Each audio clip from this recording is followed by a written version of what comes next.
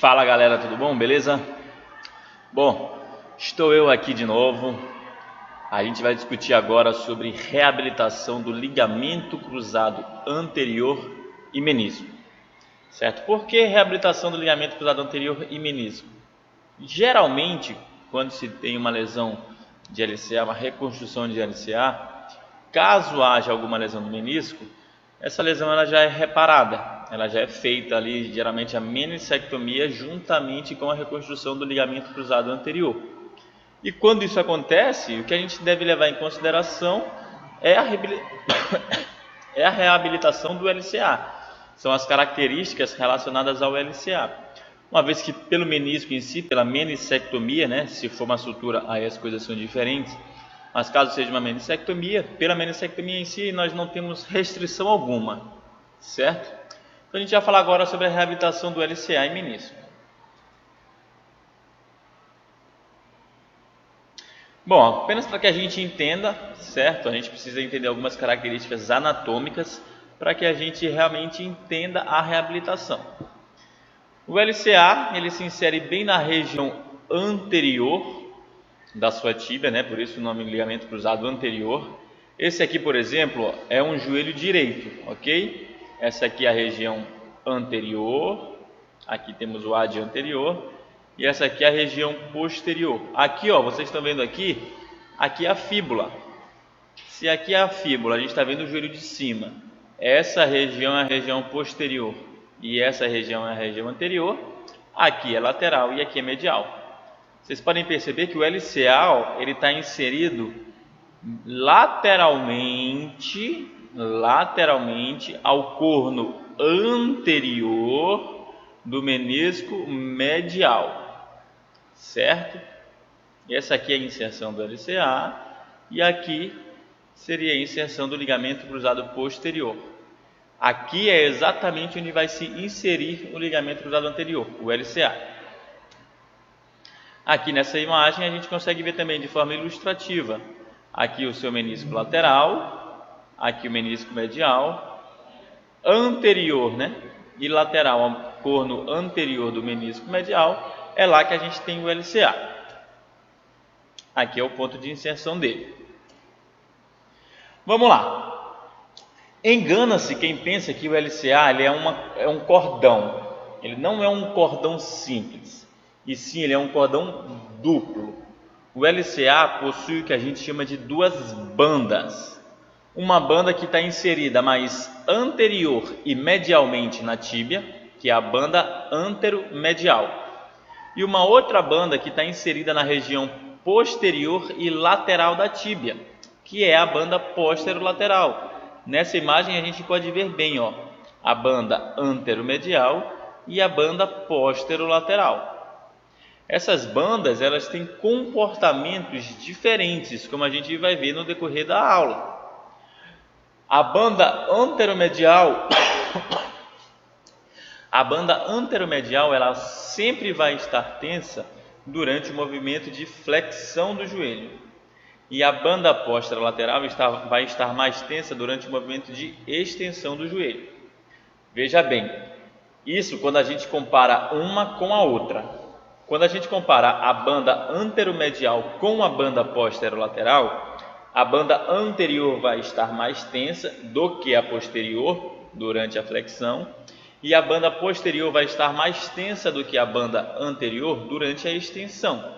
O que não quer dizer que a banda anterior está tensa durante a flexão. Não, ela está mais tensa do que a banda posterior, porque o LCA em si ele vai estar tenso durante os últimos graus de extensão do joelho. À medida em que a gente flexiona, a gente não está tensionando o LCA, certo? A gente só está fazendo com que uma banda fique mais tensa do que a outra, mas o LCA em si está tenso nos últimos graus de extensão do joelho. E é fácil da gente entender isso. À medida em que você estende o joelho, o que acontece com a tíbia em relação ao fêmur? A tíbia anterioriza em relação ao fêmur. Se a tíbia anterioriza em relação ao fêmur durante a extensão e a principal função do LCA é evitar movimentos exagerados de cisalhamento anterior na tíbia, é nesse momento que o LCA vai estar tenso. à medida que quando você flexiona o joelho, essa tíbia vai deslizar posteriormente. Se ela vai deslizar posteriormente, o LCA não tem função alguma aí, e sim o ligamento cruzado posterior. Então vamos lá. Ó.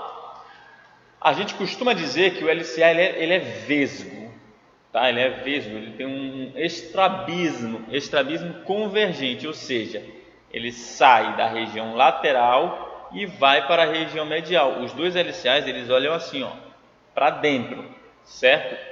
Eles saem do côndilo lateral do fêmur e vai para o côndilo medial da tíbia. Mais precisamente, tentem visualizar isso que eu vou falar aqui, ó. O LCA ele sai medial ao côndilo femoral lateral e vai se inserir lateralmente ao côndilo tibial medial. Isso tanto no seu joelho direito como no seu joelho esquerdo. Como eu falei para vocês, ó, possui duas bandas, a banda anteromedial, que está mais tensa durante o movimento de flexão, e a banda posterolateral, que está mais tensa durante o movimento de extensão, quando a gente compara uma em relação à outra. A função do LCA qual é? Principalmente evitar o cisalhamento anterior exagerado da tíbia e o movimento de valgo do joelho. Essa é a principal função do LCA. Ó, aqui dá para ver muito bem o funcionamento das duas bandas do LCA. Vamos entender a fundo a biomecânica do LCA para que a gente entenda a reabilitação. Quando a gente está com o joelho em extensão, ó, essa banda mais roxinha aqui é a banda anteromedial e essa banda azulada é a banda posterolateral. À medida que você está com o joelho em extensão, essas bandas estão dispostas, olha, de forma paralela, certo? À medida em que você vai flexionando, você tensiona mais a banda anterior e perceba que elas começam a torcer no próprio eixo. Olha lá, ó, 90 graus de flexão do joelho, essa banda anterior já está mais tensa do que a banda posterior. E olha aqui o que acontece em 110 graus, elas já se sobrepuseram uma em relação à outra, elas já torceram entre si. Certo? Então elas começam dispostas de forma paralela e elas vão se torcendo entre si, o que faz com que a banda anterior esteja mais tensa do que a posterior durante a flexão e a banda anterior mais tensa do que a posterior, e a banda posterior mais tensa do que a anterior durante a extensão do joelho. A gente ouve muito falar de lesões de LCA, né? Seja em pessoas atletas ou não. O LCA talvez, quando a gente fala de lesões ligamentares, ele sem dúvida nenhuma ocupa lá posições no topo de incidência. Quais são os mecanismos de trauma que acometem o LCA? São principalmente dois, né? Na verdade, são dois tipos de trauma. Ou é uma lesão traumática, aquele que houve a porrada, o trauma direto, que pode ser com alguém ou alguma coisa, e o mecanismo sem contato, que é muito comum em atletas. Quando a gente fala de uma lesão traumática, esse trauma ele vai ocorrer em dois lugares. Ou ele vai acontecer na região posterior da tíbia. Por quê? Se o LCA evita a translação anterior da tíbia, se leva uma porrada na região posterior da tíbia, para onde é que essa tíbia vai? Ela vai para a anterior. Então, vai te gerar uma anteriorização excessiva da tíbia, e essa anteriorização excessiva da tíbia vai tensionar o LCA, podendo gerar a lesão. Ou um trauma na região lateral da coxa, lateral da perna. Porque se você leva um trauma na região lateral da perna, para onde vai o seu joelho? Vai para o valgo. E o LCA, o ligamento cruzado anterior, é responsável também por evitar esse movimento de valgo excessivo no joelho. É muito comum, quando a gente tem um mecanismo de lesão traumática, o que a gente chama de tríade infeliz, ou lesão infeliz do joelho, que seria o acometimento conjunto do LCA, menisco medial e ligamento colateral medial. O ligamento colateral medial tem contato direto com o menisco medial.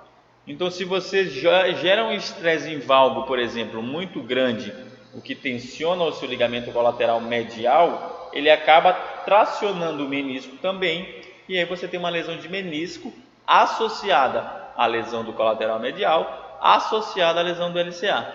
Nesse caso, caracteriza o que nós chamamos de tríade infeliz, que é a lesão dessas três estruturas ósseas, Além disso, nós temos o mecanismo de lesão sem contato, que é a lesão atraumática. Ela acontece também principalmente por dois fatores. Ou é uma hiperextensão forçada, e é muito fácil da gente entender isso também. Durante a extensão do joelho, o que acontece com a tíbia? Anterioriza. Se durante a extensão do joelho a tíbia anterioriza, durante a hiperextensão da tíbia, o que vai acontecer? Durante a hiperextensão do joelho, o que vai acontecer? Essa tíbia ela vai hiperanteriorizar, e aí isso vai gerar lesão no LCA. É muito comum em atletas de luta, esportes de luta, onde a pessoa vai dar um chute na outra, por exemplo, a pessoa se esquiva, a pessoa sai, acaba chutando o ar, não controla excentricamente a extensão do joelho e essa tíbia acaba anteriorizando demais, o joelho acaba hiperestendendo. Ou uma rotação do corpo com o pé fixo no solo. Isso aqui é um dos mecanismos clássicos que a gente tem da lesão do LCA. Vejam só vocês que isso foi uma lesão atraumática. Sozinho, olha só o que aconteceu. Pacientes caindo de uma aterrissagem, o joelho entrou em valgo e o tronco inclinou. Ó, o tronco inclina para a lateral, e o joelho vai para a valgo. O posicionamento do tronco hoje em dia está altamente relacionado à lesão do LCA. Quanto mais inclinação ipsilateral de tronco seu paciente tem, olha como vocês vão ver agora, seu atleta tem, mais o vetor vai jogar o seu joelho para o valgo e mais chance ele vai ter de romper. Aqui são alguns testes que a gente tem para diagnosticar a lesão do LCA. Esse aqui é o teste clássico, que é o chamado teste de gaveta anterior. E atenção sempre ao posicionamento da articulação para que você faça os testes. Quando você vai fazer uma gaveta anterior, por exemplo, o seu joelho ele precisa ficar a 90 graus. Suponha o seguinte, suponhamos que esse paciente aqui, ele tem uma lesão do ligamento cruzado posterior, do LCP. Qual é a função do LCP? A função do LCP é evitar a posteriorização da tíbia, ok? Posteriorização da tíbia. Então vamos supor, está aqui o fêmur e está aqui a tíbia. A 90 graus de flexão do joelho, mais ou menos isso. Isso aqui é o normal. Só que vamos supor que a gente tem aqui uma lesão do ligamento cruzado posterior. Se está com uma lesão do ligamento cruzado posterior, essa tíbia vai acabar posteriorizando. Então a posição dela, que era para ser aqui, como ela posteriorizou, ela está aqui. E aí você vai fazer um teste de gaveta anterior. Se você vai fazer um teste de gaveta anterior e a tíbia está nessa posição, quando você puxa para frente, o que acontece com a tíbia? Ela anterioriza. Só que ela vai anteriorizar porque ela está saindo de uma posição posteriorizada para uma posição mais anterior. E daqui ela não passa. Por isso que é importante a gente posicionar corretamente os nossos pacientes para que a gente possa fazer os testes. E essa angulação aqui do joelho, ela precisa ser em torno de 90 graus. Quando você está com o seu joelho a 90 graus, a tíbia e o fêmur, a tuberosidade anterior da tíbia e o ápice da patela estão alinhados. Você vai ver que existe um alinhamento. Se não estiver alinhado, se ela estiver mais posteriorizado, já desconfie de uma lesão do ligamento cruzado posterior. Então, você colocando a 90 graus, caso você veja que a tíbia está mais para baixo, qual é a primeira coisa que devemos fazer? Anteriorizar essa tíbia para que haja o alinhamento e a partir daqui, você vai fazer a gaveta anterior. Porque se você fizer com ela aqui, você vai ter um falso positivo. Aqui seria uma gaveta anterior. Podem ver que existe uma anteriorização da tíbia. Essa está anteriorizando. Isso é um sinal positivo de uma lesão do LCA. O outro teste é o teste de Lachman, que acontece no joelho em 30 graus de flexão, em torno de 15 graus, uma flexão menor. Esse é o teste mais específico para a lesão do LCA e pode ver, como existe uma mobilidade aumentada nesse joelho, uma coxidão aumentada. Isso aí acontece por conta da ausência do LCA. E temos um outro teste também extremamente interessante, que é o pivô shift. Eu falei para vocês que o LCA possui duas bandas, a banda anteromedial e a banda posterolateral. O pivô shift é um teste que ele avalia mais a banda posterior do que a banda anterior. A banda posterolateral do LCA, ela está mais relacionada a movimentos torsionais no joelho. Muitas vezes, quando se faz a reconstrução com uma banda simples, que só reconstrói uma das duas bandas, geralmente a banda reconstruída é a banda anterior, a banda anteromedial. Quando isso acontece, às vezes no pós-operatório, o paciente fica com o sinal de pivô shift, o teste de pivô shift positivo, porque a banda posterior não foi reconstruída. E precisa ter uma visão clínica apurada para que a gente perceba o teste de pivô shift positivo. Quando ele é positivo, o que ele vai acontecer? Ele vai permitir meio que uma subluxação, um ressalto da tíbia. Percebam aqui agora no momento desse teste, bem na região lateral do joelho aqui, o que vai acontecer? Como vocês vão ver, um ressalto, uma subluxação da tíbia. Esse é o teste de pivô shift positivo. Para se realizar o teste, você mantém o joelho em extensão completa. Você faz com essa mão aqui, um estresse em valgo no joelho, estressa em valgo, e você vai fazer uma flexão do joelho aplicando o estresse em valgo.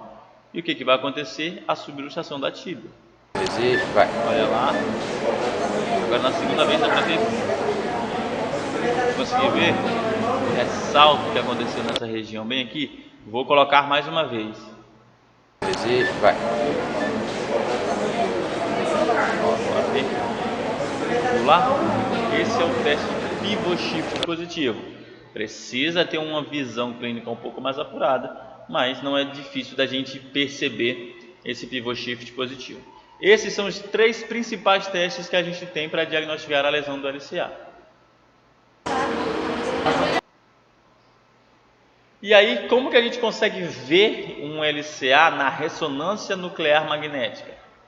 Vamos lá. O melhor corte que a gente tem na ressonância é o corte sagital. É esse aqui, ou seja, um joelho visto de lado. Esse aqui é um joelho visto de lado, essa aqui é a região anterior, está aqui a patela, e aqui a região posterior. Lembrem-se, ligamento cruzado anterior. Esse nome, anterior ou posterior, ele é dado em virtude, levando em consideração o seu ponto de inserção na tíbia. Então, se aqui está mais anterior, o LCA saindo da região posterior lá do fêmur, e vem para a região anterior da tíbia. Esse aqui é o ligamento cruzado anterior. E podem ver, que a gente consegue ver muito bem esse cordãozão aqui, Esse aqui é um LCA íntegro, sem lesão. E aqui, você pode ver, tá aqui um cordão preto, vocês conseguem ver uma corda branca aqui dentro, Isso aqui é uma lesão do LCA e está aqui o final dela. Isso aqui é uma lesão do ligamento cruzado anterior. Aqui nessa outra imagem nós podemos ver também, o LCA íntegro. Olha só o cordãozão que sai daqui, região posterior do fêmur até a região anterior da tíbia, íntegro, está lá inteirão. Já aqui a gente não consegue ver nada disso. A gente só consegue ver um espumaçado branco. Tudo que vocês estão vendo branco aqui, é processo inflamatório. Isso aqui é uma lesão aguda do ligamento cruzado anterior. A única coisa que a gente consegue ver do LCA é isso aqui, esse cinzinho aqui, algumas poucas fibras residuais aqui. Isso é uma lesão do ligamento cruzado anterior. Uma vez que lesionou, rompeu, qual a conduta? Bom, eu cada vez mais tenho acreditado menos numa reconstrução, num tratamento conservador do LCA. Principalmente quanto mais ativo for a pessoa, mais eu indico a cirurgia, tá? É lógico, existe condições, existem relatos e é comum na literatura um tratamento conservador do LCA, sim. Só que, principalmente quando o paciente não tem instabilidade. Mas não é incomum o paciente, depois que ele lesiona o LCA, ele ficar com aquele negócio na cabeça. Ele não sabe se ele vai dar um passo depois e vai falsear. Ele não sabe se ele vai ter algum tipo de instabilidade naquele joelho ou não. Isso fica na cabeça dele.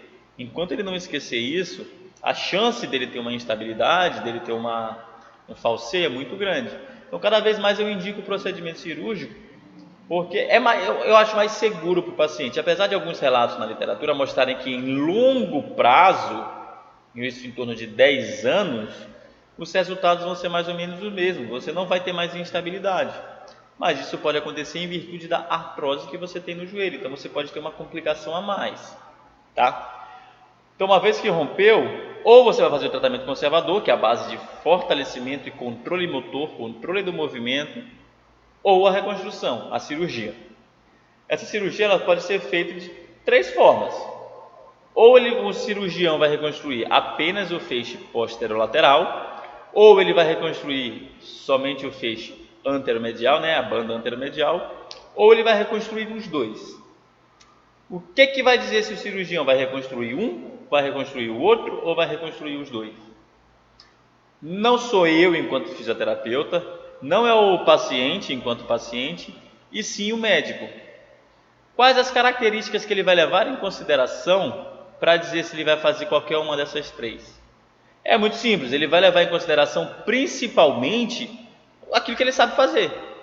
Se é um cirurgião acostumado a fazer a reconstrução apenas da banda posterolateral, ele vai reconstruir levando em consideração a banda posterolateral. Se ele é acostumado a fazer a banda anteromedial, é essa que ele vai fazer. Ou a reconstrução com duplo túnel, ele vai fazer dessa forma. É a linha de aprendizado do cirurgião que vai dizer se ele vai fazer uma ou outra. Assim como o tipo de enxerto que ele vai utilizar.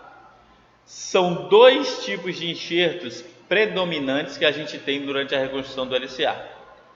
Ou o cirurgião vai usar o tendão patelar, que a gente diz que é uma reconstrução osso, tendão, osso. Por que osso, tendão, osso? Está aqui a patela, está aqui o tendão patelar e está aqui a tíbia. Então, patela é osso, aqui tem o tendão e depois aqui tem o osso de novo. O cirurgião vai tirar um pedaço do osso aqui juntamente com o ligamento e vai tirar um pedaço do osso aqui também juntamente com o ligamento patelar ou tendão patelar, como vocês queiram chamar. Osso, tendão, osso. Ou o tendão dos flexores, semitendino e grácil. São estruturas da pata de ganso que vão ser retiradas e colocadas no lugar do ligamento cruzado anterior. Existem algumas diferenças.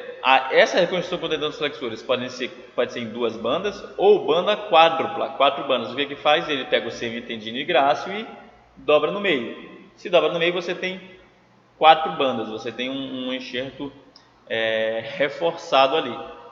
E a mesma coisa, qual a diferença de um para o outro? Na verdade, o que vai dizer se o cirurgião vai usar tendão patelar ou tendão dos flexores? É a linha de aprendizado dele. Se ele está mais acostumado com o tendão patelar, vai utilizar o tendão patelar. Se ele está mais acostumado com o tendão dos flexores, ele vai utilizar o tendão dos flexores. Existe diferença de um para outro? Sim, existe. Como a gente pode ver aqui, Esse trabalho, ele avaliou a função e artrose de joelho em 10 anos de pós-operatório. E mostrou que depois de 10 anos, independentemente do fato de você ter feito a cirurgia com o tendão dos flexores ou com o tendão patelar, a função e a artrose do joelho era exatamente a mesma. Já esse outro trabalho aqui, ele mostrou para a gente que a função foi melhor e a lacidão também foi melhor quando a gente comparou a dupla banda em relação à banda simples. A gente não pode garantir ainda que isso aqui, que fazer a cirurgia com dupla banda, seja de fato melhor. Alguns trabalhos dizem que sim, outros trabalhos dizem que não. Então, o que vai ser levado em consideração para fazer ou a cirurgia com tendão patelar ou com os flexores, ou dupla banda ou banda simples? É a linha de aprendizado do cirurgião. Aqui, a título de curiosidade, o LCA, quando íntegro, ou seja, um LCA que não foi rompido, ele suporta em torno de 2.100 newtons, 2.160.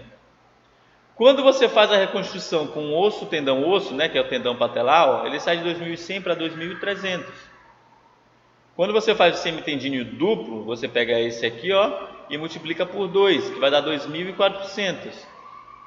Se for semitendíneo grácil mais uma banda quádrupla que a gente viu lá, ó, 4.000 newtons. E algumas vezes faz também com tendão quadricipital, logo acima da patela, 2.300 newtons. O que eu quero mostrar com isso daqui é que um LCA reconstruído, independentemente da técnica que foi utilizada, um LCA reconstruído, ele vai ser mais forte que o LCA original. Mas, uma vez que você rompeu o LCA, você tem mais chance de romper esse LCA novamente, apesar dele ser mais forte do que o LCA, por exemplo, do outro lado. E por que isso acontece? Acontece porque você já foi vítima, né? Você já sofreu uma lesão do LCA. Então, o seu joelho não é mais o mesmo. Mas só que mais importante até do que você ter uma chance de ter uma nova lesão naquele joelho, as estatísticas nos mostram que uma vez que você rompeu o LCA, por exemplo, do lado direito, você tem uma chance muito grande de romper o LCA do lado esquerdo, se você for praticante de atividade física, praticar esporte ou alguma coisa do tipo. Então, uma vez que você romper um lado, a chance maior não é você romper esse lado aqui de novo, e sim romper o lado contralateral. Uma vez que você rompeu o lado contralateral, é praticamente espera que você vai romper do outro lado também. E aí você fica nessa. Mas isso está muito associado à sua prática esportiva. Quanto mais esporte você pratica, mais chance você vai ter de romper. E lembre-se, romper um lado, a chance maior não é de você romper esse lado aqui novamente, e sim o lado contralateral. Por isso que durante o fortalecimento, durante a fisioterapia, a gente precisa trabalhar muito o que a gente chama de controle motor dos dois lados. Você não vai tratar só um lado, você vai tratar um lado e preparar o outro. E a gente precisa entender algumas características cirúrgicas para que a gente possa, inclusive, saber até onde a gente pode ir do ponto de vista da reabilitação. Lógico, a gente não vai mudar a cirurgia, a gente não vai dar pitaco em cirurgia, mas a gente precisa entender se aquela cirurgia foi, vamos dizer que bem feita ou não. Essa imagem fica bem legal para eu dizer o que eu quero para vocês. Quando vocês pegarem um paciente, um pós-operatório de LCA, geralmente vai ser assim que vocês vão pegar os raios-x deles, certo? Isso aqui, ó, vocês podem ver um parafuso aqui, ó. Isso aqui é o túnel femoral e aqui é o túnel da tíbia. Vocês estão vendo uma linha que a gente chama de esclerótica, que é uma linha branca, esbranquiçada aqui. Isso aqui é o que a gente chama de linha de Blumensaar, certo? Essa linha de Blumensaar fala bastante coisa para a gente. Esse túnel aqui, ó, que é o túnel femoral, ele precisa estar em um posicionamento ideal na linha de Blumensaar para que a gente saiba se esse paciente vai ter chance de perder amplitude de movimento desse joelho ou não. Quando vocês pegarem um exame desse, um raio-x desse, o que devemos fazer? Pega essa linha de Blumensaar e divide ela em 4. Pega essa linha aqui, ó, e divide ela em 4 partes. Você faz uma linha bem aqui na metade dela, aí faz uma outra linha nessa metade anterior e uma outra linha nessa metade posterior. Ao fazer essa divisão na linha de Blumensaar, esse túnel femoral aqui, ó, ele deve estar posicionado entre o terceiro e o quarto quadrantes dessa linha. Ele deve estar entre o terceiro e o quarto quadrantes. Se ele tiver muito para anterior, ou seja, em vez de estar aqui, se ele tivesse muito aqui, ó, esse seu paciente vai ter uma grande chance de perder a flexão do joelho. E vocês conseguem ver junto comigo, ó, se esse túnel estiver para cá, para anterior, à medida em que você flexiona o joelho, esse enxerto, né, esse ligamento, ele vai ficar mais tensionado, ele vai ficar mais enrijecido. Então você perde a flexão. Já se ele estiver mais posteriorizado, se ele estiver muito aqui para trás, ó, o seu paciente vai ter um grande risco de perder a extensão do joelho. Então, às vezes você está lá, ó, se matando com esses seus pacientes, né, tentando ganhar amplitude, já está no 3º mês, não consegue ganhar. Meu irmão, e você está fazendo tudo que pode, todas as técnicas que você sabe para ganhar amplitude estão sendo feitas desde o primeiro dia. Aí você vai ver e não consegue ganhar, por exemplo, a extensão completa desse cara. Você vai ver, esse túnel está muito posteriorizado na linha de Blumensaar. Nesse caso você não vai ganhar. E se ficar tracionando, pode ser que você gere um pouco de lassidão nesse enxerto, o que é pior para esse seu paciente.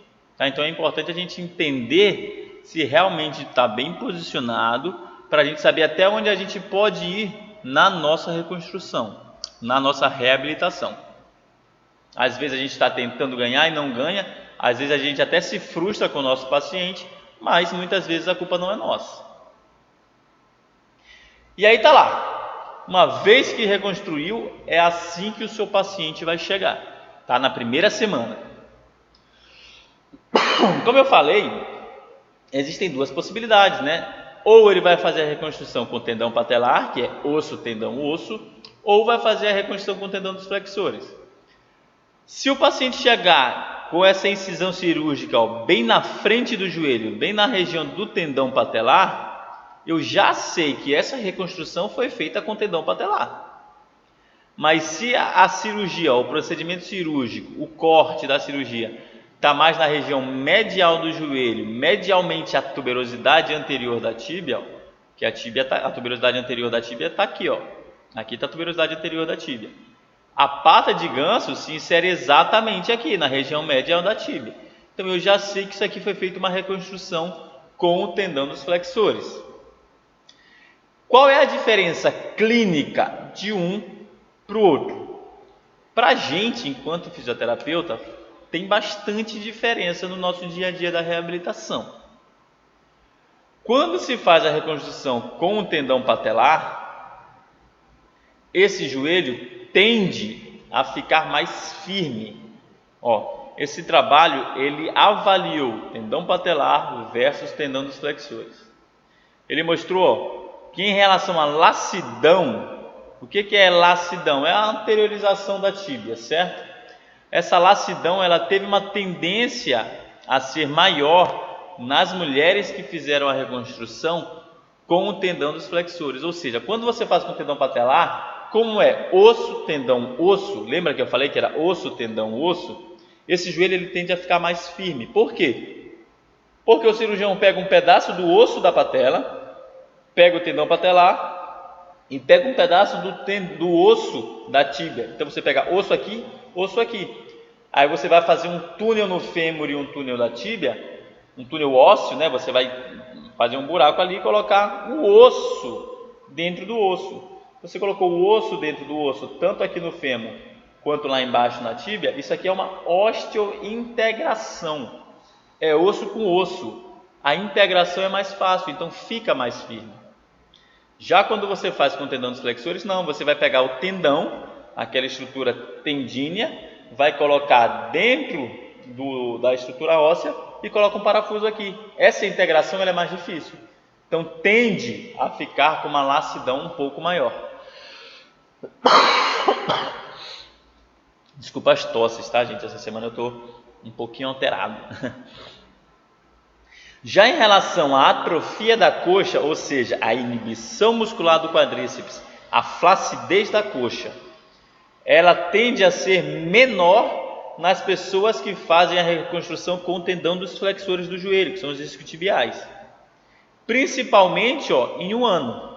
Depois do segundo ano, isso tende a normalizar, um em relação ao outro. Mas, uma coisa que é importantíssima para a gente, que faz muita diferença, é em relação à dor. Morbidade, dor.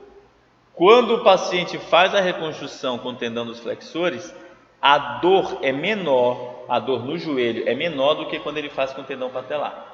E isso para a gente é muito bom, porque a gente vai passar 6, 7, 8, às vezes 9 meses reabilitando esse paciente. E principalmente nas semanas iniciais, nos meses iniciais, esse paciente reclama muito de dor.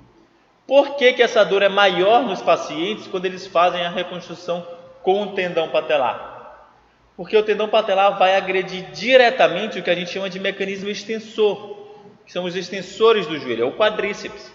O quadríceps no pós-operatório, independentemente da técnica, ele vai ficar inibido, ele vai ficar fraco. E esse é um dos nossos principais desafios, fortalecer esse quadríceps. Se você vai e pega todo o terço médio lá do tendão patelar, né? Tá aqui o tendão patelar, o cirurgião pega todo esse terço médio dele aqui, ó, para colocar no túnel tibial e no túnel femoral. Então você vai agredir muito a região do mecanismo extensor, esse joelho vai ficar mais fraco, isso vai te gerar mais inibição, que vai te gerar mais dor do que o tendão dos flexores. Tá? Para a gente é muito importante essa informação. Mas em relação à função e nível, atividade pré-lesão, tanto faz você fazer com o tendão patelar ou fazer com o tendão dos flexores, que os resultados funcionais a longo prazo são exatamente os mesmos. Ok? Ninguém pode botar a mão em um paciente em pós-operatório de LCA sem olhar esses artigos aqui. Os artigos do Bannon e do Fleming. O que eles fizeram? Eles pegaram pacientes que iam fazer uma simples artroscopia, né, uma limpeza no joelho, e olha o que os caras fizeram.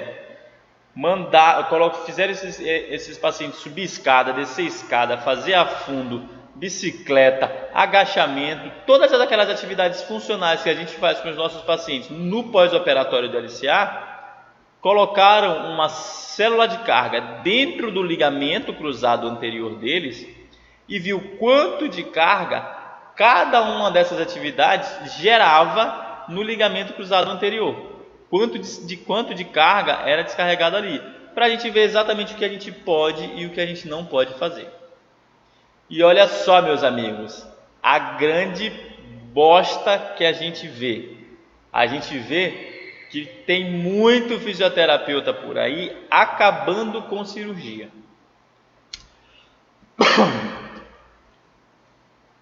O que a gente mais pode fazer para gerar mais carga nesse enxerto que acabou de ser colocado ali é o que o fisioterapeuta mais pede para o paciente fazer. O que é? Contração isométrica do quadríceps a 15 graus de extensão do joelho. O que é? É você chegar no seu pós-operatório, colocar uma bola embaixo do joelho, um travesseiro embaixo do joelho do seu paciente e pedir para ele ficar esticando o joelho, esticando o joelho, esticando o joelho, fazendo isso. Isso aqui é o que mais gera sobrecarga naquele enxerto. E é o que o fisioterapeuta mais pede para fazer no hospital depois da cirurgia. Se você chegar, pegar a tíbia desse cara e ficar puxando ela para frente ali, fazendo um teste de Lachman, por exemplo. Cadê? Tá aqui? Teste de Lachman. Você gera menos carga do que você pedir para o paciente ativamente ficar apertando a bolinha lá embaixo.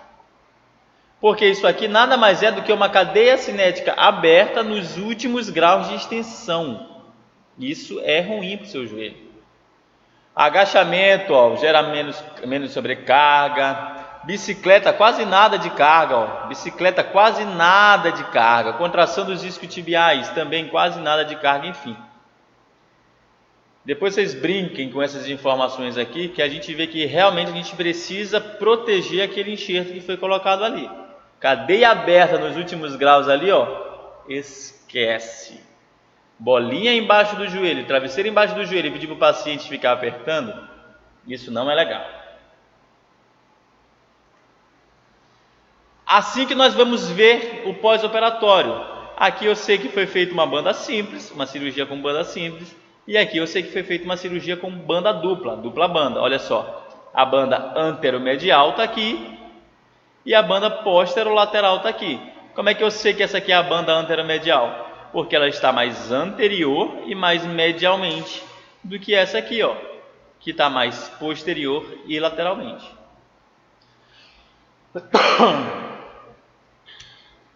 E aí, vamos lá. Vou passar para vocês agora o nosso protocolo utilizado tanto na Seleção Brasileira de Futebol Feminino, lá com os nossos atletas, como na Santa Casa também. Semana a semana, dia após dia. Mas a grande intenção aqui não é passar uma receita de bolo, não. A ideia não é essa. A ideia é que a gente discuta alguns principais tópicos, ok? Primeira semana de reabilitação. Eu costumo dizer que a primeira semana de reabilitação, o mais importante já foi feito. O mais importante que a gente pode fazer na primeira semana são as orientações que a gente dá para esses nossos pacientes antes da cirurgia. Esse paciente precisa estar muito bem orientado do que ele pode, do que ele não pode fazer, das posições que ele precisa colocar o joelho dele depois do pós-operatório. Ele precisa saber que ele não vai poder ficar deitado, ó, com o travesseiro embaixo do joelho, porque se ele ficar deitado com o travesseiro embaixo do joelho, esse joelho dele vai ficar inflexo e depois para a gente ganhar essa extensão vai ser uma bosta. A gente precisa trabalhar, ele precisa ter orientação, mas ele pode ficar sentado, e quando ele ficar sentado, ele pode ficar com o joelho dobrado, deve ficar com o joelho dobrado. Ele só não pode... A orientação que eu dou é o seguinte: está deitado, mantém esse joelho esticado totalmente. Está sentado, mantém esse joelho dobrado. E quanto mais você dobrar, melhor, não tem problema. À medida que você flexiona o joelho, você não gera sobrecarga no LCA. Não tem problema. Muito gelo deve ser realizado depois da cirurgia, certo? Orientações no que diz respeito a gelo, laser, mobilização patelar. Se esse paciente tiver feito a reconstrução com o tendão dos flexores, porque se tiver feita a reconstrução com o tendão patelar, você for fazer uma mobilização patelar, você pode agredir o procedimento da a cicatriz ali. Então, o ideal é que você espere a cicatriz, espere a retirada dos pontos, tá? Ganho de amplitude já deve ser feito na primeira semana. Como que nós preconizamos? Nós preconizamos a extensão total do joelho em uma semana. Então, em uma semana esse joelho tem que estar com a extensão completa. E em relação à flexão, no final da primeira semana, 90 graus de flexão. Depois disso, a gente evolui 10 graus de flexão por semana. Mobilização ativa para extensão com rolo no calcanhar. Isso aqui é exatamente aquilo, nada de colocar um rolinho, bolinha embaixo do joelho. Se quiser colocar rolinho, coloca no calcanhar, porque aí vai tender a estender o joelho, certo? Apoio parcial com muletas. Em relação às muletas, a gente usa 2 muletas por uma semana. No final da primeira semana a gente tira uma muleta e no final da segunda semana a gente tira a segunda muleta. Com 15 dias esse paciente está andando sem muletas, certo? O LCA em si, pela cirurgia do LCA, os pacientes nem precisariam utilizar as muletas. Ele utiliza porque aquele joelho está inflamado, o paciente está inseguro, foi submetido a um procedimento cirúrgico, ele não tem confiança para andar sem as muletas. Olha lá, ganho de amplitude já na primeira semana. Aqui, 90 graus, beleza, ainda está com o curativo. Aqui, putz, primeira semana, mas ele está com 120 graus. Não tem problema. Se o seu paciente ganhar mais do que 90 na primeira semana, não tem problema algum em relação a isso. O que não precisa é a gente ficar forçando. Se você está indo lá, está conseguindo ir sem muito estresse para o paciente, beleza, vai. Mas se começar a estressar demais, você já conseguiu alcançar seus 90, 100 graus, não precisa ficar forçando já na primeira semana, porque o seu objetivo, que era apenas 90, já foi alcançado.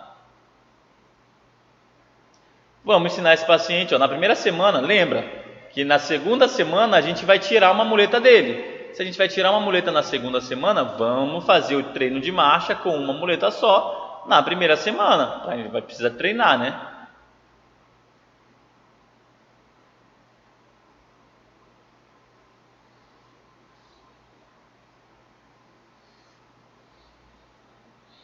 Botando a descarga de peso, colocando o pé no chão, vamos ensinar isso para o paciente. Olha, tá lá ainda com curativo,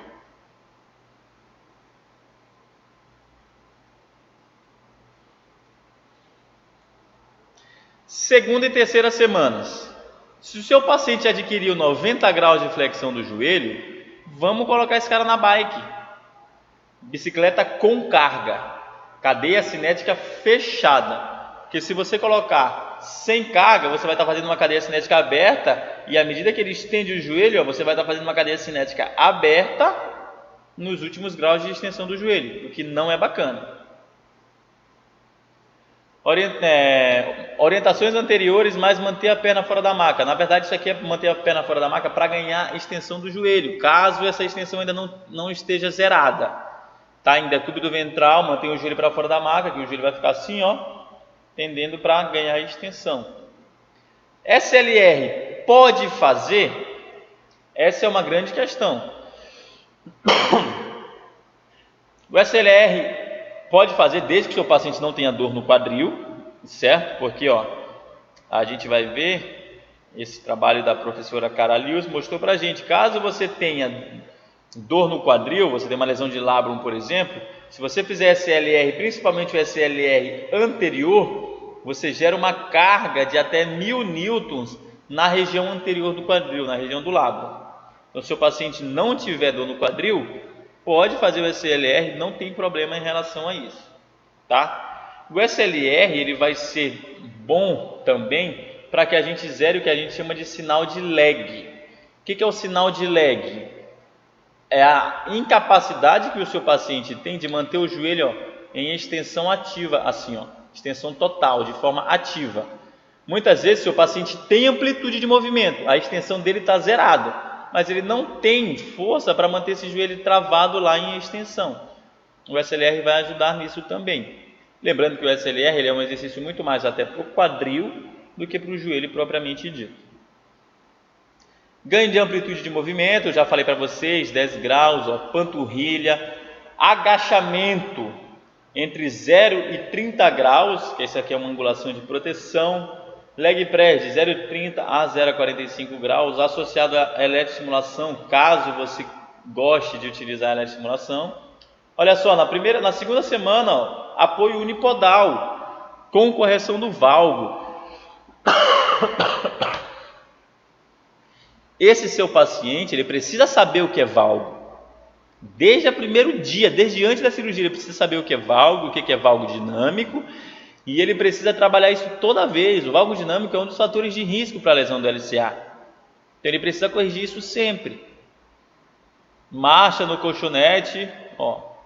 Aqui, ó, ainda com curativo, tá vendo? Cadeia cinética fechada, de 0 a 30 graus, mini agachamento. Esse exercício eu acho muito bacana e eu utilizo muito para ganhar amplitude de movimento de extensão para os meus pacientes quando essa extensão não está completa. Eu utilizo o sinergismo dos gastrocnêmios mais o quadríceps para ganhar extensão. Ó, em cadeia cinética fechada, você tem um TheraBand aqui que está puxando o joelho da paciente para flexão. Os gastrocnêmios, essa informação é legal, os gastrocnêmios nos últimos graus de extensão do joelho, eles vão pegar essa região posterior dos côndilos aqui, ó, e vão puxar os seus côndilos para trás. Então o gastrocnêmio puxa o côndilo para trás e o quadríceps empurra a tíbia para frente. Aí você tem a artrocinemática perfeita para ganhar a extensão do joelho, associada à eletroestimulação de forma ativa.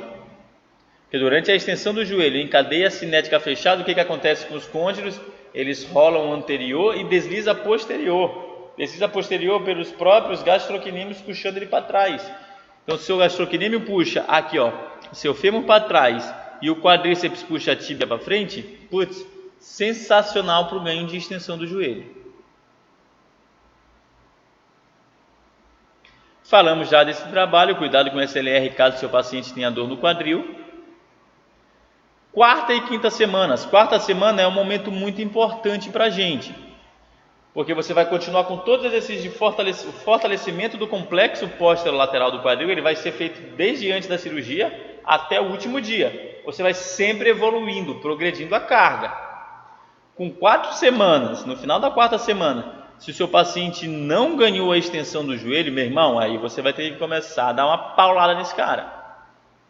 certo? Aqui também ele vai ter que ter restaurado pelo menos 120 a 130 graus da amplitude de flexão do joelho. É a hora dele pegar lá, ó, e encostar o calcanhar na bunda. Se isso não aconteceu, esse paciente vai ter que começar a chorar um pouco na fisioterapia. Não tem jeito. Ele vai precisar chorar. Exercícios de leg press na angulação de proteção. Exercícios de flexão do joelho. Por que a gente não começou a fazer os exercícios de flexão do joelho antes da 4ª semana? Porque lembrem-se, esse seu paciente, isso aqui é para caso esse paciente tenha feito a cirurgia com o tendão dos flexores. Se ele fez com o tendão dos flexores, a gente precisa esperar pelo menos 4 semanas, que é o tempo que o tecido mole demora para cicatrizar. Então a gente espera o período cicatricial dos flexores do joelho e aí sim, na 4ª semana, a gente começa a fazer o fortalecimento dos flexores do joelho. Apoio unipodal no colchonete, marcha no colchonete, e aqui a gente, ó, além de começar o fortalecimento dos flexores do joelho, né, disco e tibiais, a gente começa também a cadeira extensora, mas desde que seja feita na angulação de proteção, que é de 90 a 45 graus. Não vamos fazer extensora, ó, na angulação total, apenas de 90 até 45 graus. Essa paciente estava com déficit na marcha, então a gente está testando aqui, ó, fase por fase da marcha, ó. Flexão plantar, flexão do joelho, flexão do quadril, em cadeia aberta, dando estímulo um por um, ó, de forma resistida, para depois a gente evoluir, colocar esse paciente no chão, né, no solo, e ele tentar automatizar esse processo de marcha aí. Ó, apoio unipodal em frente ao colchonete.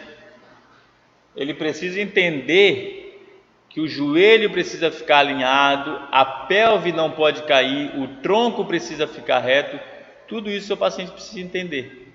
Você precisa alinhar todo o membro inferior associado ao alinhamento do tronco, associado ao alinhamento da pelve, tudo isso junto, tudo isso ao mesmo tempo.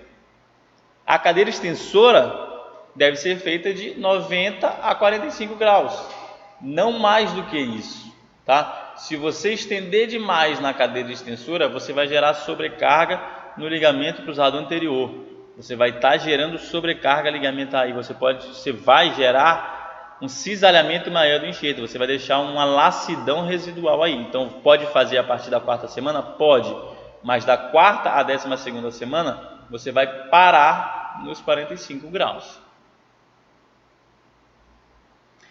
6ª semana vamos evoluir em todo o processo, evoluir a carga e tudo mais. Olha lá, ó, treino sensório motor, balancinho, aqui, ó, terrenos um pouco mais instáveis, aumenta a carga da flexora. A 6ª semana, a gente está na 2ª semana do 2º mês, tá? Os meses são de 4 em 4 semanas. Todo esse circuito aí, ó, tudo isso aqui na 6ª semana. Cadeira flexora, apoio unipodal, treino sensório motor com instabilidade. Vamos dar diferentes estímulos. Lembre que seu paciente vai passar um bom tempo com você. Então vamos dar diferentes estímulos para ele. 7ª e 8ª semana. Na 8ª semana, ó, alguns pequenos saltos no trampolim, certo? Na cama elástica, que vai ajudar a amortecer, tá? Amortecer o impacto. A cama elástica ajuda com isso, evitando o valgo, sempre dando esse estímulo para os seus pacientes, de evitar o valgo. Na 8ª semana, a gente, caso seja possível, ó, faz o leg press na angulação total já, na 8ª semana, final do 2º mês. E a 9ª semana é uma semana interessante, que além de aumentar a carga, a gente vai, ó, o paciente começa a correr em linha reta. Como é que se corre em linha reta? Só tem um jeito na vida de você correr em linha reta. É na esteira. Até mesmo se você for para a praia correr só ali na orla, você não vai correr sempre em linha reta. Existe uma coisa chamada imprevisibilidade. Se você coloca esse seu paciente para correr na praia, é cachorro que vai poder passar na frente dele, ele vai ter que desviar, é um maluco que vem correndo na direção contrária, é o carro que perde o controle, enfim, nada disso. Vamos correr na esteira, corrida em linha reta. 10ª semana, vamos fazer também, não é uma semana muito importante para a gente, vamos fazer a progressão dessa carga. Na 12ª não, ó. 12ª, aqui a gente vai ter a angulação total na cadeira extensora, então ele vai sair de 90 até 0 graus na 12ª semana, caso você já venha fazendo tudo isso que eu falei com vocês, né? Excêntrico de isquiotibiais, que a gente chama de isquiotibial russo, né? O excêntrico dos isquiotibiais. Aqui começa, ó, corrida lateral, deslocamentos laterais mais acelerados, e uma pliometria bipodal no solo, tá? Que aí o amortecimento e a impulsão é 100% por conta do paciente. Essa 12ª semana é uma semana importante para a gente, que tem vários estímulos. 12ª semana é terceiro mês, né? Se eu estou na 12ª semana, eu estou na última semana do terceiro mês. A partir da 13ª semana, eu já estou no meu 4º mês. E esse 4º mês a gente vai adicionar carga, né, conforme tolerado. E nos últimos meses, 5º e 6º mês, a ideia é que a gente dê o máximo de estímulos diferentes para esse paciente. No 5º mês é que a gente vai começar a fazer, por exemplo, não está aqui, era para estar, pivô. 5º mês, pivô. O que é o pivô? É você torcer o seu joelho, né? Você fazer movimentos torsionais, mudança de direção até 90 graus ou mais do que 90 graus com o seu joelho fixo no solo. Isso é no 5º mês. Corrida em zigue-zague, 5º mês também. Aceleração e desaceleração, 5º mês.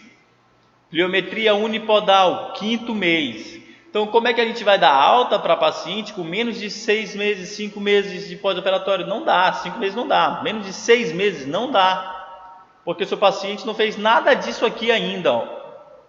Ele precisa treinar de forma progressiva. A gente precisa ir progredindo dia após dia tudo isso. É muito comum eu pegar hoje em dia pós-operatório de LCA crônico, o paciente fez a cirurgia ficou bacana, ficou boa, o paciente fez 2 meses de fisioterapia, se deu alta e depois foi embora.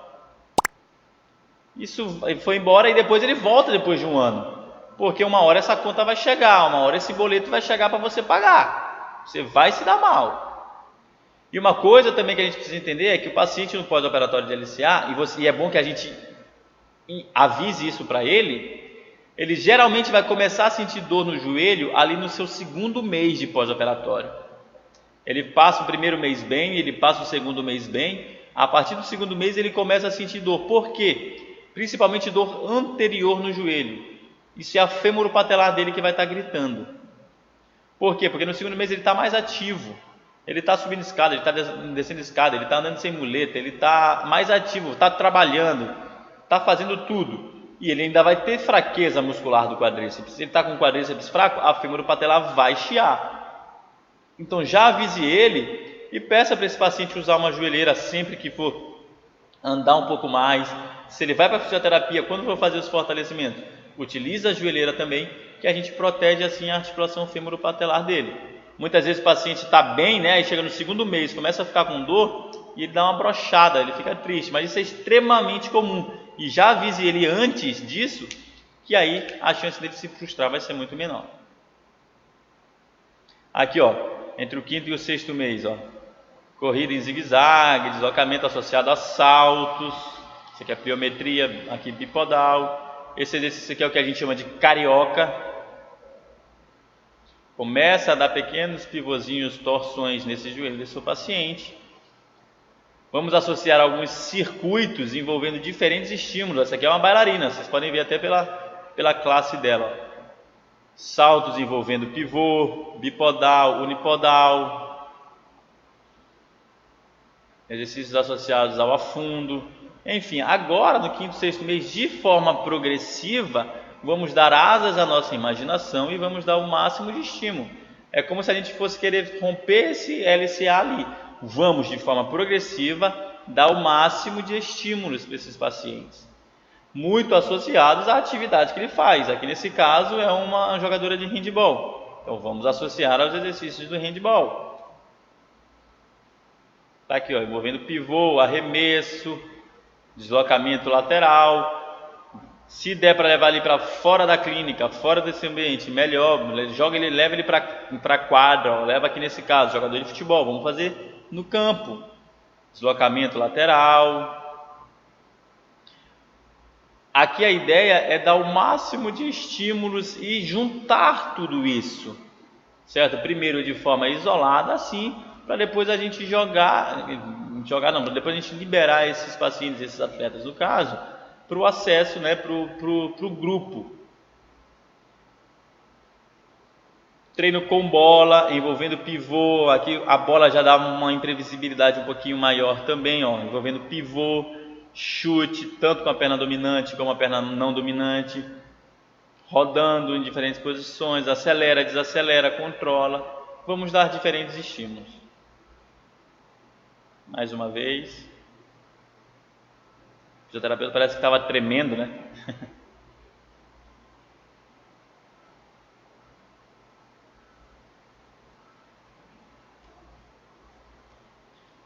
Saltos bipodais e unipodais associados ao pivô, olha lá, ó.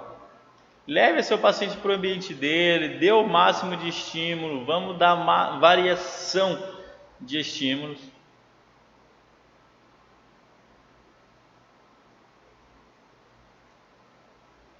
E aí chegou com 6, 7 meses, seu paciente, você vai fazer um hop test, que seu paciente ele está desse jeito aqui, ó. Olha só o valgo que está aí. Não dá para dar alta em um paciente desse jeito aqui. Você vai precisar controlar mais esse movimento.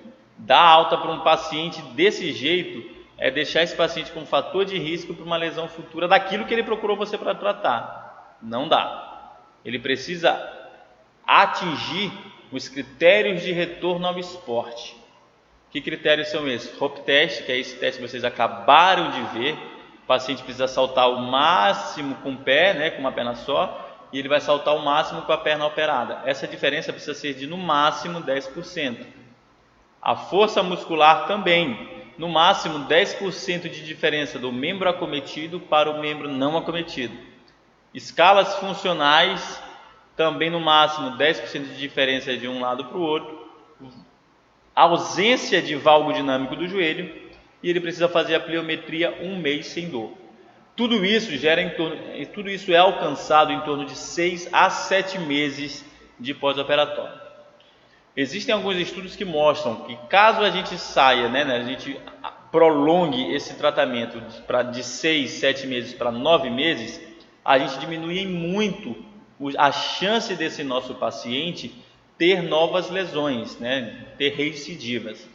Só que no meio esportivo isso é muito complicado. Imaginem vocês, por exemplo, o Neymar tem uma lesão de LCA, ele tem duas possibilidades: ou ele vai ser liberado de 6 para 7 meses, ou ele vai ser liberado em 9 meses. O que vocês acham que o treinador e a comissão técnica vai fazer? Vai querer que ele volte com 6, 7 meses. Envolve muito dinheiro, patrocinador, clube, cobrança de um lado, cobrança de outro. Então, dentro do meio esportivo, eu acho muito difícil esses 9 meses, dentro de atletas de alta performance. Se for um paciente comum do nosso dia a dia, é melhor, Aí a gente consegue fazer tudo isso mesmo. Mas só podemos liberar, independentemente de ser com 6 para 7 meses ou 9 meses, caso tudo isso aqui seja zerado. Mais importante do que a gente ficar com aquele negócio 9 meses, 8 meses, 7 meses na cabeça, é a gente conseguir ter o controle de todas essas variáveis aí. Beleza, galera? Era isso que eu tinha para dizer para vocês. Espero que vocês tenham gostado. Qualquer dúvida já sabe, deixe aqui embaixo nos comentários. Vamos discutir e vai ser sempre um prazer estar com vocês aqui. Beleza? Simbora, tamo junto!